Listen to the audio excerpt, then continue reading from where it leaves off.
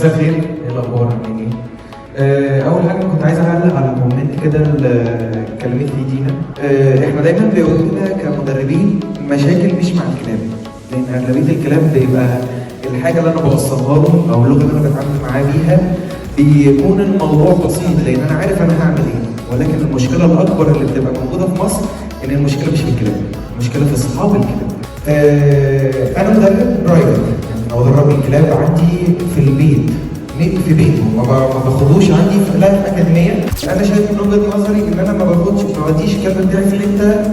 ده من وجهه نظري انا مش صح مع كله، في ناس بتعرف تعمل ده، ولكن انا مش بعمل ده عشان خاطر الكلب مش هيتعلم، لا، هو الكلب بيتعلم كده كده اوريدي من المدرب. انا بعمل كده عشان انا ما بثقش في الناس. دينا كلمت في حته ان هي ودت الكلاب بتاعتها في اكاديميه ما خدتش غير شهاده، والكلب رجع زي ما كان. والله مش بدافع عن الاكاديميه، ولكن هو الكلب اتدرب. هو لو رحت هتلاقي في فيديو بيفور وفيديو افتر للكلب. الكلب كان الاول فيه سلوكيات وحشه، بعد كده اتظبط. طيب هل الكلب رجع عشان هو ما اتدربش؟ لا، هو اتدرب، بس هو رجع لنفس البيئه، رجع لنفس البيت، رجع لنفس الشخص اللي هو بيشتغل هو اصلا اوريدي. الكلاب بتعرف تمثل كويس جدا على صاحبها. قبل كده عملوا نظريه وابتدوا ان هم خدوا 3 كلاب بتعمل مشاكل في البيت وبتقطع وبتخرب، وحطوهم في نفس ديكورات البيت ودخلوا عليهم نفس الاكشن اللي هو احنا اول ما بنخش على الكلاب تلاقي صاحب الكلب يعني ما عندهاش فرصه تنفع، بيشهق على الكلب، تلاقي الكلب تتصادم.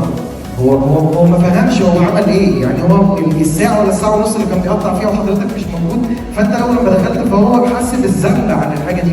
الارتباط الشرطي للكلب اللي بيبتدي هو يعمله معاك اثناء الغلط هو في ساعتها. لو انت ما عملتش رد الفعل المظبوط في ساعتها فمالوش لازمه ان انت تقعد تزعق، لان هو ساعتها مش بيخاف عشان فاهم ان هو عمل حاجه غلط وانت بتقلل ضميره، لا، هو بيخاف عشان انت رد فعل غريب مريب، انت داخل تشهق عليا ليه؟ برضه ملوش لازمه امسك الكلب واقول له ايه ده؟ ايه اللي انت عامله؟ والله ما هيرد، اقسم بالله هو برضه هيفضل قلقان ومتوتر. فبالطبيعي ما تجيش تقول لي اصل هو فاهم، هو مش هيستفزك، يعني هو ما فيش ما بينهم وبينك حاجه عشان عايز يستفزك، انت ما اديتلوش حقه. انت جبت الكلب ربيته حطيته في اريا معينه، بتخش من البيت تلعب معاه وتقوم مشغل التلفزيون وقاعد، لا، هو الكلب ده زي الطفل. لما بتيجي تبتدي ان انت اول لما بتخش ابنك بيبقى قاعد معاك شويه اللي انت قاعد فيه، لو انت مش متواجد فلازم يا اما انت متكفل يا اما الام متكفله.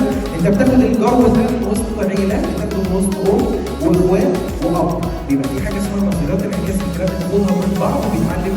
فلما حضرتك تاخده وتحطه في البيت فطبيعي الكلب يبقى